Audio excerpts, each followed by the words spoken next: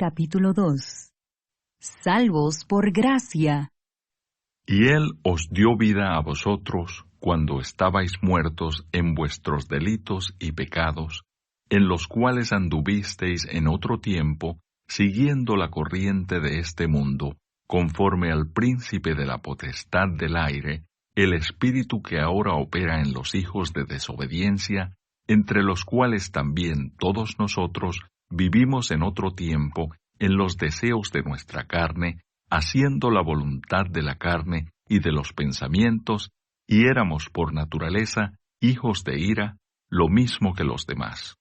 Pero Dios, que es rico en misericordia, por su gran amor con que nos amó, aun estando nosotros muertos en pecados, nos dio vida juntamente con Cristo, por gracia sois salvos. Y juntamente con Él nos resucitó, y asimismo nos hizo sentar en los lugares celestiales con Cristo Jesús, para mostrar en los siglos venideros las abundantes riquezas de su gracia en su bondad para con nosotros en Cristo Jesús. Porque por gracia sois salvos por medio de la fe, y esto no de vosotros, pues es don de Dios, no por obras para que nadie se gloríe, porque somos hechura suya, creados en Cristo Jesús para buenas obras, las cuales Dios preparó de antemano para que anduviésemos en ellas. Reconciliación por medio de la cruz. Por tanto, acordaos de que en otro tiempo vosotros, los gentiles, en cuanto a la carne, erais llamados incircuncisión por la llamada circuncisión hecha con mano en la carne. En aquel tiempo estabais sin Cristo, alejados de la ciudadanía de Israel y ajenos a los pactos de la promesa, sin esperanza y sin Dios en el mundo. Pero ahora en Cristo Jesús, vosotros que en otro tiempo estabais lejos, habéis sido hechos cercanos por la sangre de Cristo. Porque Él es nuestra paz, que de ambos pueblos hizo uno, derribando la pared intermedia de separación, aboliendo en su carne las enemistades, la ley de los mandamientos expresados en ordenanzas, para crear en sí mismo de los dos un solo y nuevo hombre, haciendo la paz, y mediante la cruz reconciliar con Dios a ambos en un solo cuerpo, matando en ella las enemistades. Y vino y anunció las buenas nuevas de paz a vosotros que estabais lejos y a los que estaban cerca. Porque por medio de él los unos y los otros tenemos entrada por un mismo espíritu al Padre. Así que ya no sois extranjeros ni advenedizos, sino conciudadanos de los santos y miembros de la familia de Dios, edificados sobre el fundamento de los apóstoles y profetas, siendo la principal piedra del ángulo Jesucristo mismo, en quien todo el edificio, bien coordinado, va creciendo para ser un templo santo en el Señor, en quien vosotros también sois juntamente edificados para morada de Dios en el Espíritu. Comentario de Matthew Henry, Efesios capítulo 2. Versos 1 a 10. El pecado es la muerte del alma. Un hombre muerto en delitos y pecados no tiene ningún deseo por los placeres espirituales. Cuando miramos a un cadáver, le da una sensación horrible. Un espíritu que nunca muere ahora huyó, y ha dejado más que los restos de un hombre. Pero si vimos cosas correctamente, debemos ser mucho más afectada por la idea de un alma muerta, un espíritu caído perdida.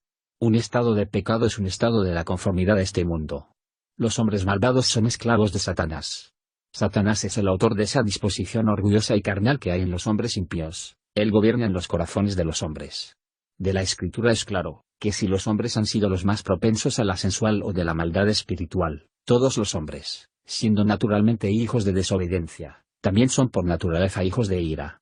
¿Qué razón tienen los pecadores, a continuación, buscar ardientemente por la gracia que les hará, de hijos de ira, hijos de Dios y herederos de la gloria? El amor eterno de Dios o de buena voluntad para con sus criaturas, es la fuente de donde todas sus misericordias fluyen hacia nosotros, y que el amor de Dios es grande el amor, y que la misericordia es rica misericordia. Y cada pecador convertido es un pecador salvado, liberado del pecado y de la ira. La gracia que salva es la La bondad inmerecida libre y favor de Dios, y salva, no por las obras de la ley, sino por la fe en Cristo Jesús. La gracia en el alma es una nueva vida en el alma. Un pecador regenerado se convierte en un alma viviente, vive una vida de santidad, nacer de Dios, vive, ser liberados de la culpa del pecado, perdonando y justificando la gracia. Pecadores rodar en el polvo, almas santificadas sentarse en los lugares celestiales, se elevan por encima de este mundo, por la gracia de Cristo. La bondad de Dios en la conversión y la salvación de los pecadores hasta ahora, anima a los demás después de los tiempos, a la esperanza en su gracia y misericordia. Nuestra fe, nuestra conversión y nuestra salvación eterna, no por obras, para que nadie se gloríe. Estas cosas no son llevados a pasar por cualquier cosa hecha por nosotros, por lo tanto, toda jactancia queda excluido. Todo es un don gratuito de Dios, y el efecto de ser vivificados por su poder.